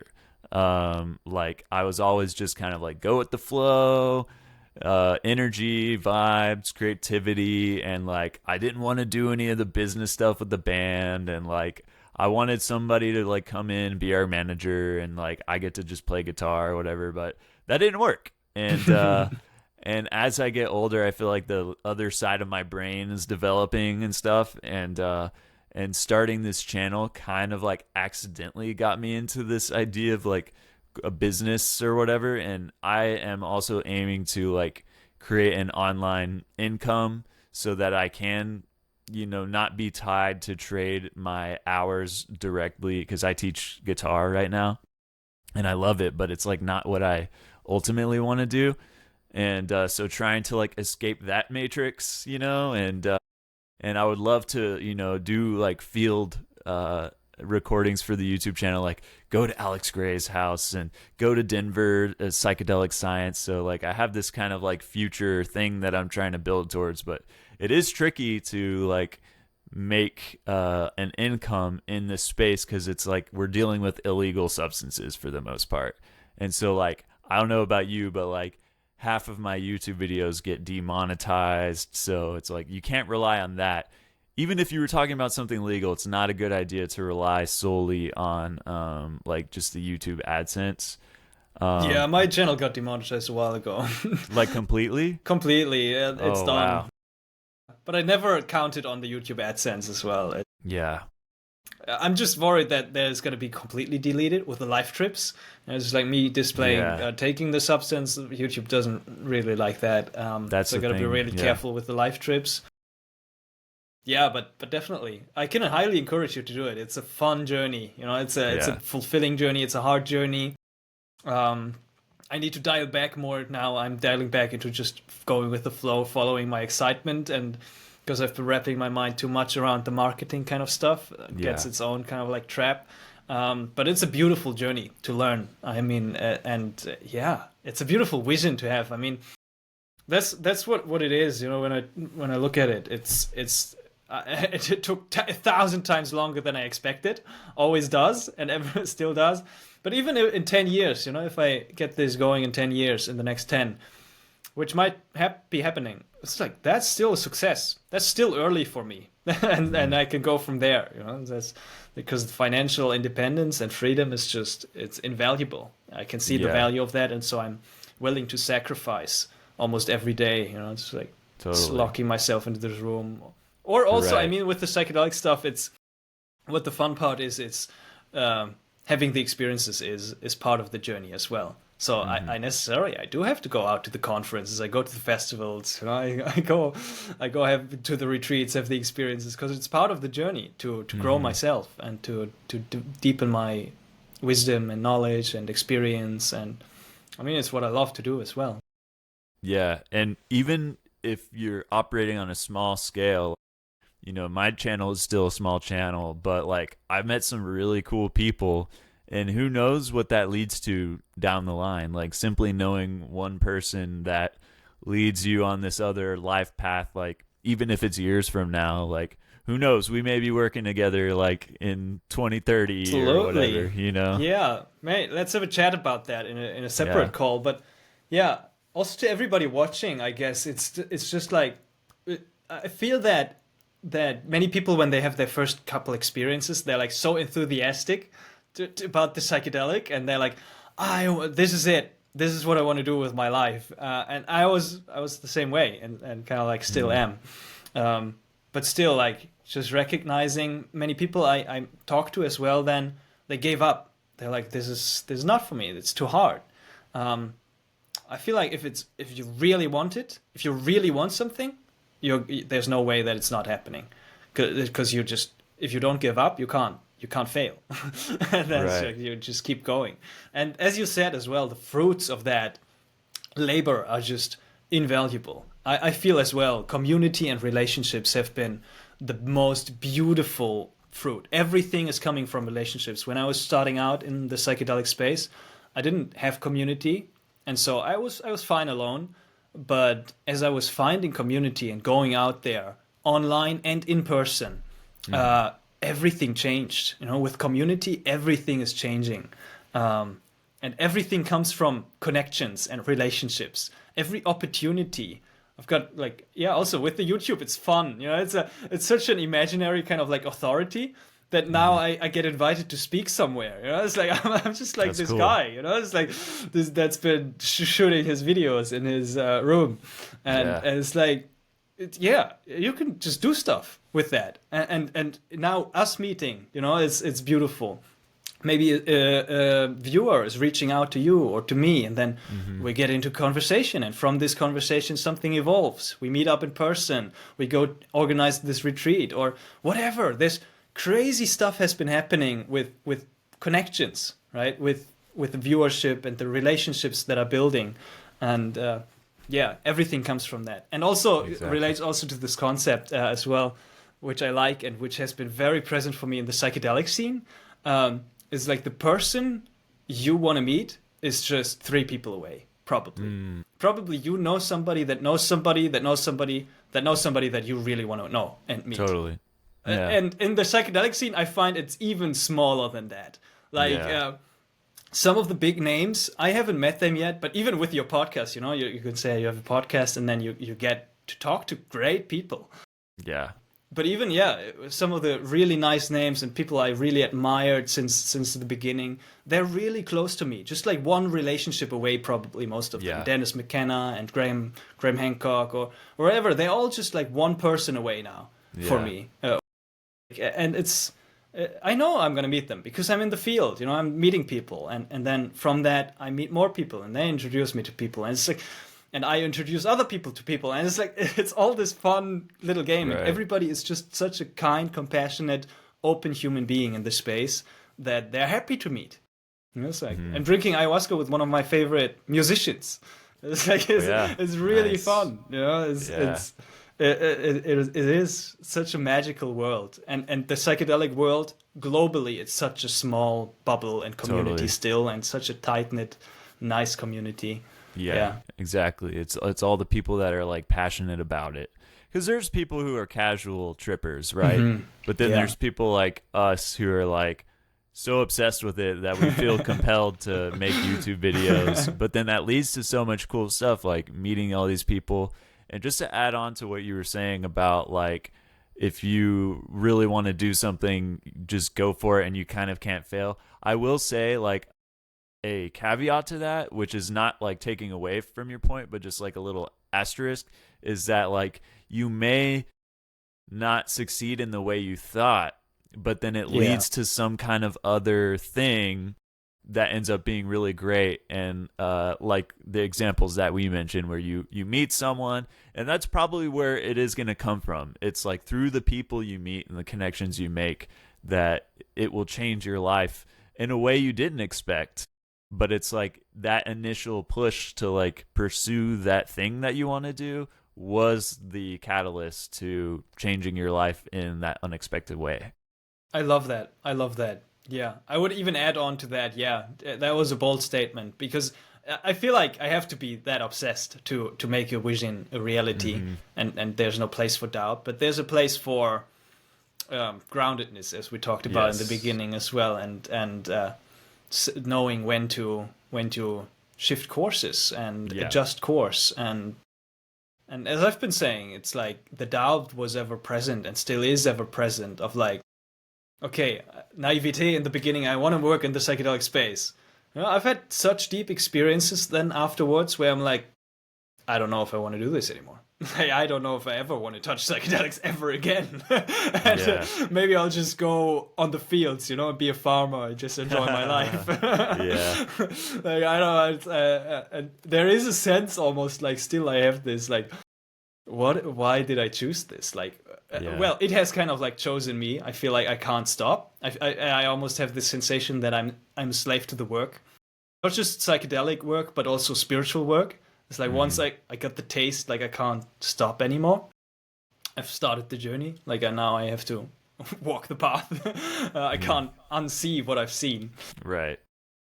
But still, for many also, it is okay also to discover that, okay, it's not my thing.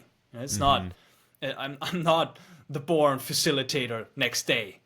I'm waking up after my first ayahuasca experience. Tomorrow I'm facilitating. It's like, no. Right. Are you willing and able and ready to go into the jungle and diet a plant for a couple months and just face all your demons? So I haven't been ready to do that till now. Yeah. Like I'm still preparing for that, you know. Yeah. It's like, and it's the darkness that and the shadow and all the purification that's happening.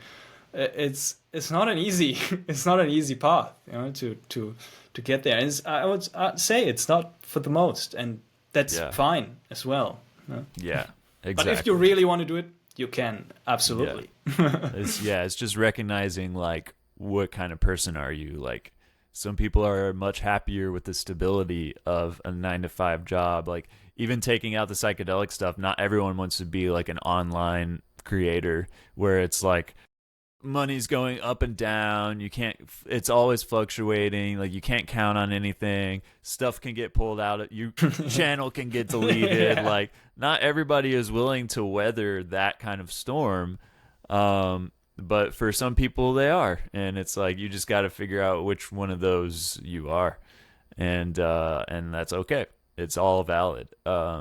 So what do you envision for yourself in the channel, like in the future or the near term, maybe like next 5 or so years? Near term, 5 or so years. I love that. For myself, I'm in this really uncertain time at the moment in my life. I do want to double down on my own personal spiritual practice. Go deeper into certain traditions. Maybe Sikhism and Dzogchen have been calling me so far. Deepen my practice. And also the next step is going to be probably a facilitation training. So either doing the first ayahuasca dietas to the jungle, back to the jungle, or I've been looking at the Tandava 5 MEO DMT retreat facilitation training.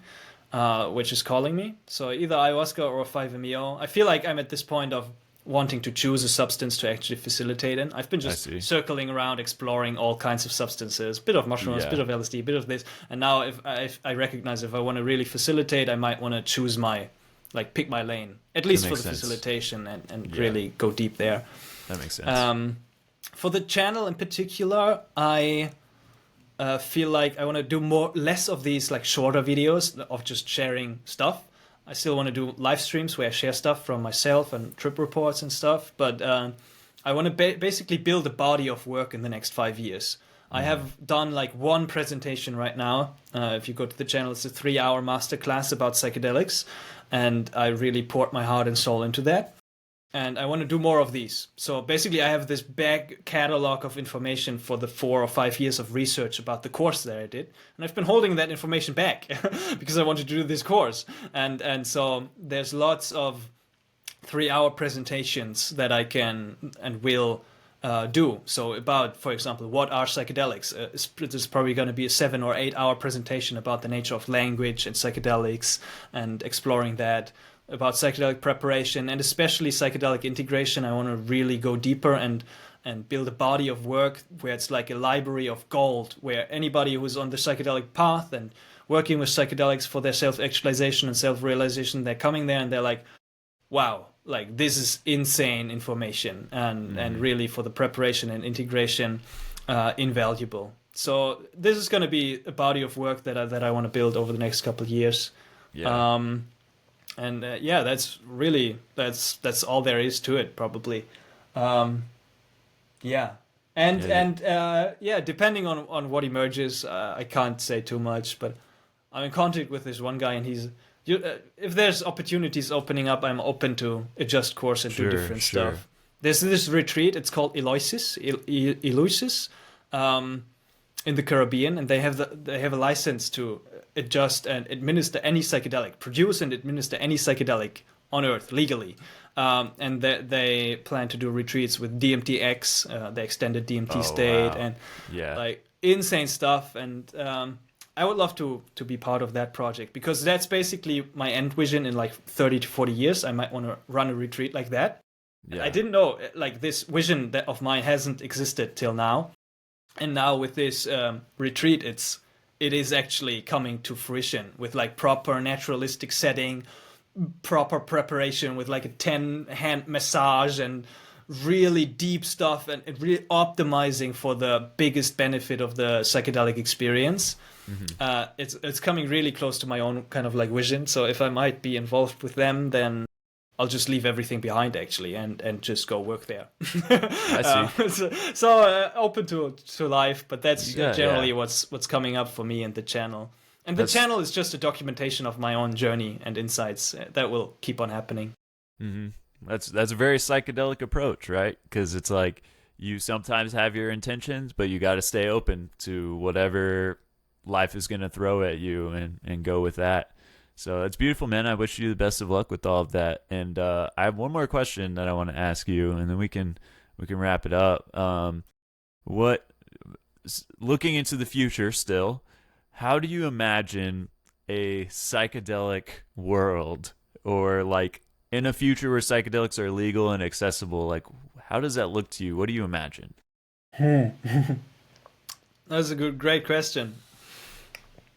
I haven't been thinking about that a lot, actually. Yeah. Not at all. You're already doing it. For me, there's no limitations on my reality. Legal or not. Yeah. So if it would be legal, it's a good question, man. Because there's this one approach of just like freedom for all, everybody can just explore, buy, and we're seeing that happening in Canada, for example, where people can just go into the store, they buy a 5-MeO DMT vape pen, and it's like, what? But what we're also seeing is that then maybe there's not the right education around it. People are like, I'm just gonna go with this 5-MeO vape pen onto this festival and have some fun. It's like, that might lead to a potentially challenging experience. So I really imagine a place where either it's a bit regulated, like driving a car. You gotta go through some training, you have some education and some preparation, and about setting and safety especially, and then you're able to just freely explore and drive, basically. Lots of it I imagine has to do with education. And all what's happening right now, right? Podcasts and stuff, and really like educating the public and educating yourself when you're engaging with that. I feel for most it might still not be interesting, even if it's available and legal. Some of my friends are like, I would never touch that stuff. Like, that's too scary. I don't want to face my shadows, and that's totally fine and valid as well. It's like, that's cool.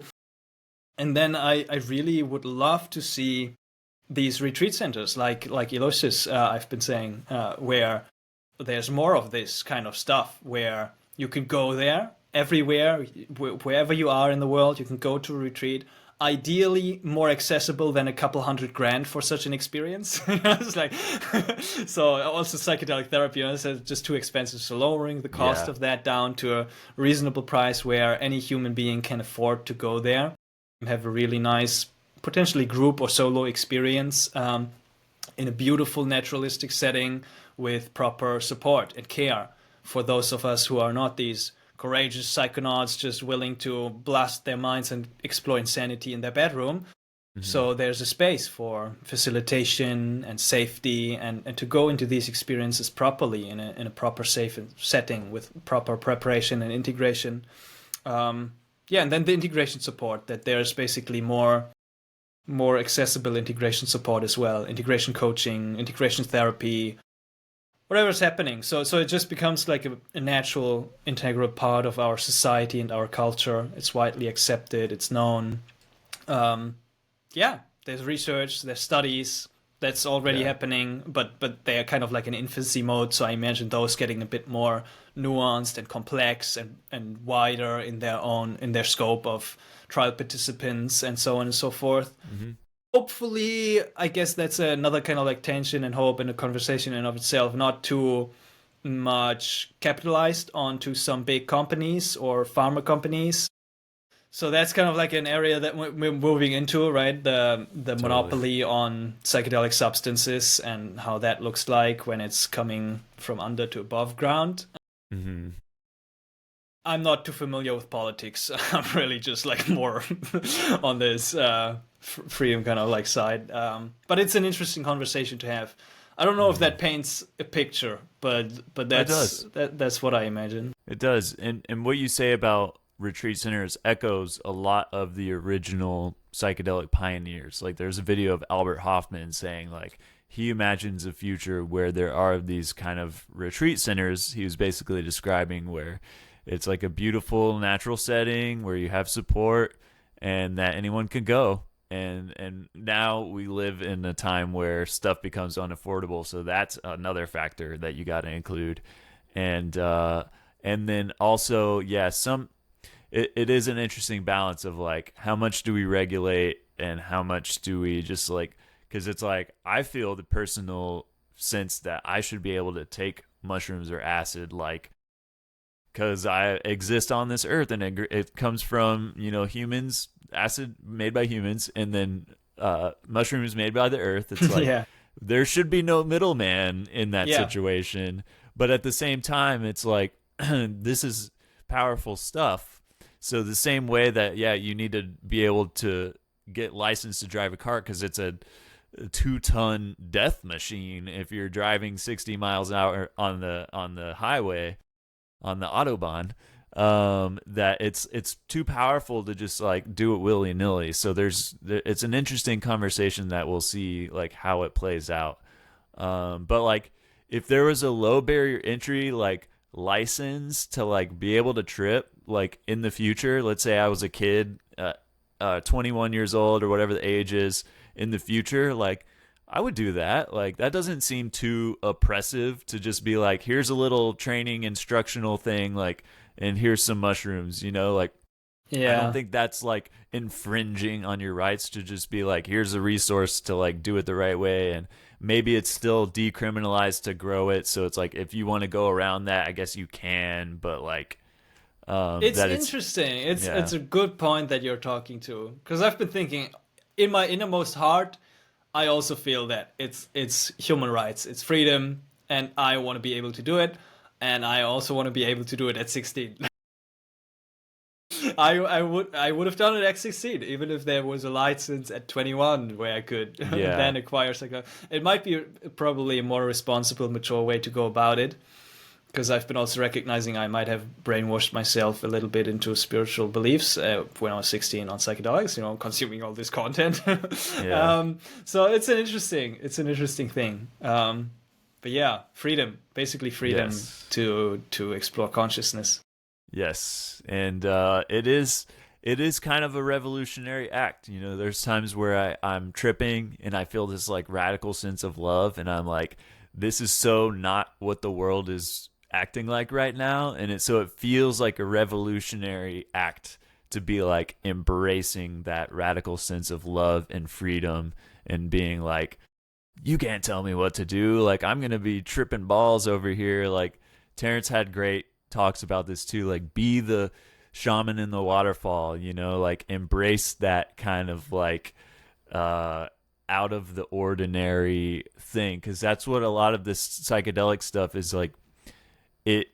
It's weird, you know, like compared to like your straight laced, you know, like corporate type of person. Like this stuff is really weird and mysterious, and there's some stuff that's like a lot of people aren't happy with a lack of closure, you know, being like, this is a mystery, actually. We can't be for certain about X, Y, and Z. And I feel like a lot of people have difficulty with holding something that doesn't have closure, you know. But I actually have grown to love that, you know, and I grown to love the mystery and the weirdness of it all.